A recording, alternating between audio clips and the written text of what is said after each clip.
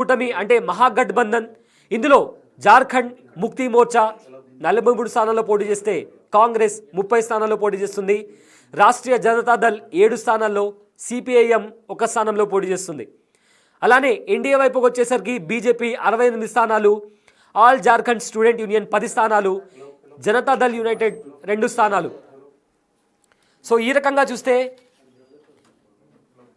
జార్ఖండ్లో కూడా election results రాబోతున్నాయి. అలానే మహారాష్ట్రలో కూడా ఎలక్షన్ రిజల్ట్స్ రాబోతున్నాయి. సో ఎవరు గెలుస్తారు అండ్ ఈ ఎలక్షన్స్ చాలా ఇంట్రెస్టింగ్ ఫ్యాక్టర్ని చూపిస్తున్నాయి. ఎందుకంటే మహారాష్ట్రలో తిరిగి అధికారంలోకి రావాలి అని చెప్పి మహాయుతి చాలా గట్టిగా ప్లాన్ చేసింది.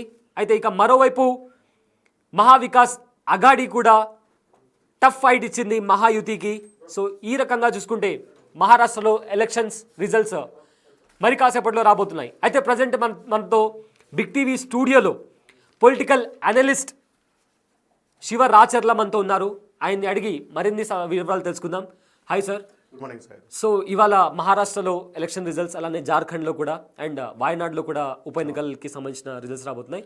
సో ముందుగా మనం మహారాష్ట్ర గురించి మాట్లాడుకుందాం. సో యాక్సిస్ ఇండియాకి సంబంధించిన ఎగ్జిట్ పోల్స్లో ఎక్కువ శాతం వాళ్ళు ఎన్డీఏకి మొగ్గు చూపారు. బట్ మరోవైపు చూసుకుంటే గ్రౌండ్ లెవెల్లో ఎక్కువగా మహావికాస్ అఘాడీకి ఉందని చెప్పి అంటున్నారు. సో దీన్ని ఏ రకంగా చూడొచ్చు? సయ్యద్, మనం ఎగ్జిట్ పోల్స్ రోజు బిగ్ టీవీలో చేసిన డిబేట్లో ఒక పాయింట్ చెప్పుకున్నాము.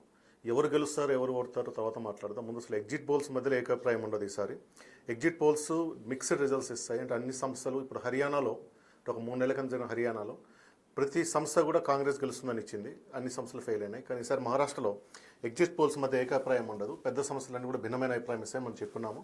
మనం చెప్పినట్లుగానే మై యాక్సెస్ ఇండియా వాళ్ళు ఏకపక్షంగా ఎన్డీఏ కూటమికి మనము ఈ మహావికాస్ మహాయుతి వదిలేద్దాము, ఎన్డీఏ ఇండియా బ్లాక్ అని మాట్లాడుకున్నాం. బీజేపీ కూటమి ఎన్డీఏ, కాంగ్రెస్ కూటమి ఇండియా బ్లాక్. ఎన్డీఏ బ్లాక్కి 175 to 200 సీట్స్ అంటే ఏకపక్షంగా ఇచ్చేసింది. అవుట్ ఆఫ్ 288లో గరిష్టంగా 200 సీట్లు వస్తాయన్నట్టుగా ఇచ్చింది. తర్వాత దీని తర్వాత పెద్ద సంస్థ, ఇంకా దీనికన్నా ఒక రకంగా చెప్పాలంటే పురాతనమైన సంస్థ సి ఓటరు వాళ్ళు ఏం చెప్పినారంటే ఇది పోటాపోటీ ఉంది. ఇక్కడ 112 సీట్లు ఎన్డీఏకి, 102 సీట్లు 104 సీట్లు ఇండియా బ్లాక్ ఉంటాయి. ఒక 61 సీట్లలో నువ్వా నేనట్టు పోటీగా ఉంది. ఎవరు గెలుస్తారో చెప్పలేమంటే జనరల్గా సెఫాలజీలో ఏంటంటే ఎక్కడైతే లెస్ దాన్ 2.5% ఓట్ గ్యాప్ ఉంటుందో, ఇద్దరి మధ్యలో 2.5 మాత్రమే గ్యాప్ ఉన్న రోజు అది ఎవరికి వస్తుందో చెప్పలేము. కాబట్టి 61 సీట్లలో చెప్పలేమని చెప్పారు. 112 నుంచి 104, 112 ఎన్డీఏ కూటమి, 102 ఇండియా బ్లాక్. ఈ 61 సీట్లు ఓపెన్గా ఉన్నాయి. అంటే ఇద్దరికి సమాన అవకాశాలు ఉన్నాయి. వీళ్ళు అదర్స్కి కూడా సీట్లు ఇచ్చున్నారు. అదర్స్కి వచ్చేసి కొన్ని సీట్లు ఇచ్చున్నారు. కాబట్టి అసలు ఇది హంగ్ వస్తుందా అన్నట్లుగా వీళ్ళ నెంబర్స్ చూస్తూ ఉంటే ఆర్ ది ఇండికేటింగ్ హంగ్ వస్తుందని అంచనా వేస్తున్నారు అన్నది ఒక అభిప్రాయంగా ఉందండి. ఇక్కడ హంగ్ వస్తే పరిస్థితి ఏంటి అది తర్వాత చూద్దాం సార్. దానికన్నా ముందు మనము, ఎందుకంటే హంగ్ వస్తే ఎవరు గెలుస్తారని దాన్ని బట్టి పరిస్థితి ఏంటి చెప్పొచ్చు. ఇప్పుడు ఎవరు గెలిచారో మనకు తెలియదు కాబట్టి ఎక్కువ ఇండిపెండెంట్లు గెలుస్తారు. సహజంగా చరిత్ర చూసినప్పుడు ఇండిపెండెంట్లు ఎక్కువ మంది గెలుస్తూ ఉన్నారు. ప్రతి ఎన్నికకు 12 నుంచి 15 పైన గెలుస్తూ ఉన్నారు. మొత్తము ఈ మహారాష్ట్రలో కనీసంగా చూస్తే మీకు లాస్ట్ 2019లో ఇండిపెండెంట్స్ 13 మంది ఉన్నారు, అదర్స్ 16 మంది గెలిచారు. అంటే దాదాపు 13 + 16 29 మంది అదర్స్ ఉన్నారు. ఏ పార్టీకి సంబంధం లేని వాళ్ళు. ఈ అదర్స్ అనేవి చిన్న పార్టీలు ఉంటుంది. సిపిఎం, సిపిఐ, అంబేద్కర్ పార్టీ, తర్వాత సమాజ్వాదీ పార్టీ, ఎంఐఎం, ఇట్లా చాలా పార్టీలు ఉన్నాయి. ఇండిపెండెంట్స్ ఎక్కువ మంది రెబల్సే ఉంటారనమాట. వాళ్ళకి టికెట్ రాని వాళ్ళు వీళ్ళే 2 పార్టీల నుంచి ఉంటారు. ఇది 2019లో వచ్చేసరికి 13 మంది ఇండిపెండెంట్స్ ఉన్నారు, 16 మంది అదర్స్ ఉన్నారు. అంటే 29 మంది ఈ 2 పార్టీలకు సంబంధం లేని వాళ్ళు గెలిచారు. దానికన్నా ముందు జరిగిన ఎన్నిక 2014లో ఇండిపెండెంట్స్ 7, తర్వాత అదర్స్ 13 మంది గెలిచారు. ఇక్కడ ప్రధానమైన కారణం ఏంటంటే 2014-19కి 2014లో అన్ని పార్టీలు విడివిడిగా పోటీ చేశాయి. అంతవరకు కూటమిగా ఉన్న బీజేపీ, శివసేన విడిపోయాయి, కాంగ్రెస్, ఎన్సీపీ విడిపోయాయి. ఎవరికి వాళ్ళు పోటీ చేయడం వల్ల ఎక్కువ మందికి పోటీ చేసే అవకాశం రావడం వల్ల ఇండిపెండెంట్ తగ్గి ఉంటారు. ఇక్కడ 7 మంది మాత్రమే గెలిచారు, అదర్స్ 13 మంది, అంటే 20 మంది అక్కడ గెలిచారు. తర్వాత దానికన్నా ముందు 2009లో ఇండిపెండెంట్స్ 24 మంది గెలిచారు, అదర్స్ 17 మంది గెలిచారు. వీళ్ళు కాకుండా ఎంఎన్ఎస్ రాజ్ ఠాక్రే దానికి 13 సీట్లు గెలిచారు.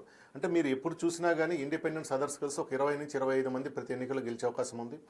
ఇక్కడ కూడా ఈసారి కూడా ఆ సంఖ్య వస్తుందో తగ్గుతుంది. కానీ అదర్స్ ఇండిపెండెంట్స్ ఖచ్చితంగా 10-12 మంది వస్తారు కాబట్టి హంగ్ వచ్చే అవకాశం ఉన్నట్టుగా సీ ఓటరు అంచనా వేసినట్టు కనిపిస్తూ ఉంది. ఈ రెండు సంస్థల మధ్యలో ఏకాభిప్రాయం లేకపోవడం అంటే అది ఏకపక్షంగా 200 సీట్ల వరకు మై యాక్సెస్ ఇండియా వాళ్ళు ఏకపక్షంగా 178 నుంచి 200 సీట్లు ఇచ్చారు.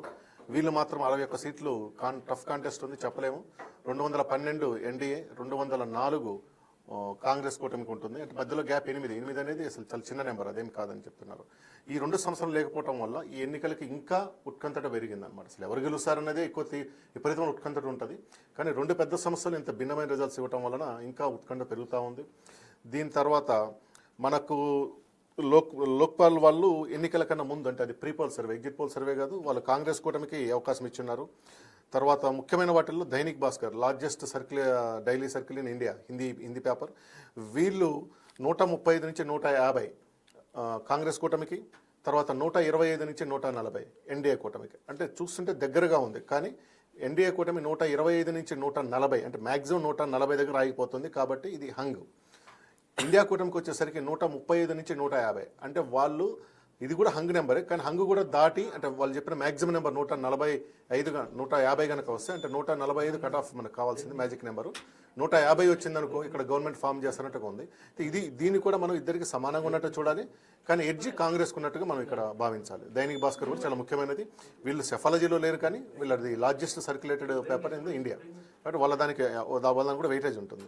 ఆ తర్వాత ఉన్న వాటిలో ముఖ్యమైనది పీపుల్స్ పల్స్. వీళ్ళు గత కొన్ని ఏళ్ళుగా మనకు ఆంధ్ర తెలంగాణలో చేస్తున్నారు. గతంలో హర్యానాలో చేశారు, ఇప్పుడు మళ్ళీ మహారాష్ట్రలో చేశారు. హర్యానాలో వీళ్ళు కాంగ్రెస్ కూటమి గెలుస్తుందని చెప్పారు కానీ అక్కడ అది జరగలేదు. ఈసారి ఎన్నికల్లో వీళ్ళు 175 to 195 ఎన్డీఏ కూటమికి. అంటే అక్కడ మై యాక్సెస్ ఇండియా 178 నుంచి 200 ఇస్తే వీళ్ళు 175 నుంచి 195 దాదాపు సమానమైన నెంబర్ అనుకోండి. ఒక 2-3 సీట్లు తేడా ఉన్నా కానీ 175తో స్టార్ట్ అవుతుంది. 170-105 అంటే ఏకపక్షంగా ఎన్డీఏ కూటమి గెలుస్తుందని చెప్పారు. అదే సమయంలో ఇండియా కూటమికి వచ్చేసి 85 నుంచి 112 వస్తాయని చెప్తా ఉన్నారు. అంటే ఇంత మిక్స్డ్ ఈ నాలుగిట్లని మీద మనం ఎక్కువ దృష్టి పెట్టాలి. My Axis India, C Voter, Dainik Bhaskar, People Pulse. My Axis India, People Pulse వచ్చేసి ఎన్డీఏ కూటమికి ఇచ్చాయి, దైనిక్ భాస్కర్ ఇండియా కూటమికి ఇచ్చింది, సీ ఓటర్ హంగ్ వస్తుంది. ఇద్దరికి సమాన అవకాశాలు ఉన్నట్టుగా చెప్తా ఉంది.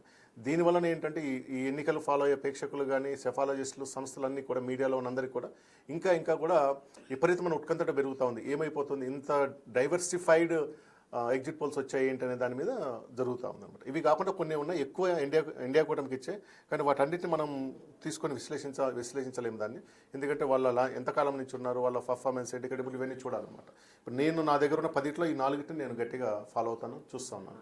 కాబట్టి ఇప్పుడు ఏంటంటే పర్సనల్గా మనకు కూడా ఏంటంటే ఎవరిది నిజం పోతుంది, ఏ పార్టీకి గెలుస్తుంది దానికన్నా కానీ ఎవరు నిజం కాబోతున్నారు అనేది కూడా జరుగుతుంది. ఇది నిజంగా ఎన్నికల పోరాటమా లేక మీడియా ఏదైతే పోల్ స్టార్స్ ఉన్నారో సర్వే సంస్థలు ఉన్నాయో వాళ్ళ మధ్యలో నిజం అనేది చూడాలన్నమాట. ఇప్పుడు మై యాక్సెస్ ఇండియా వాళ్ళు మహారాష్ట్ర మన జనరల్ ఎన్నికల తర్వాత వాళ్ళు బీజేపీ గెలుస్తుందని చెప్పారు కానీ 312 పైన వస్తుందని చెప్పారు. వాళ్ళు 240కి రావడం వల్ల ఆయన కౌంటింగ్ రోజే ఎమోషనల్ అయిపోయి ఏడ్ చేశారు.